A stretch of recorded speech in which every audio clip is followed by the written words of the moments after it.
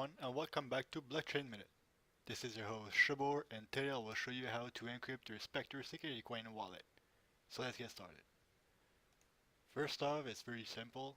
Go into your settings, click on Encrypt Wallet,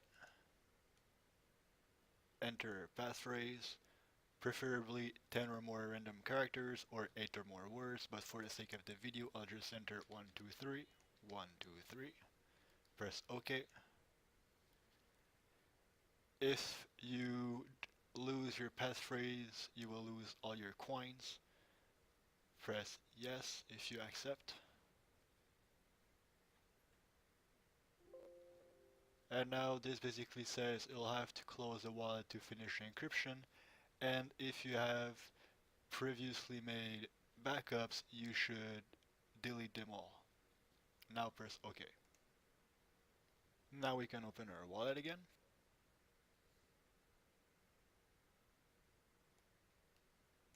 And now, as you can see with the white lock, the wallet is encrypted and currently locked.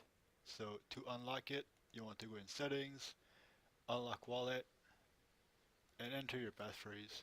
If you want to stake, make sure that this is checked. It should be checked by default, and then press OK.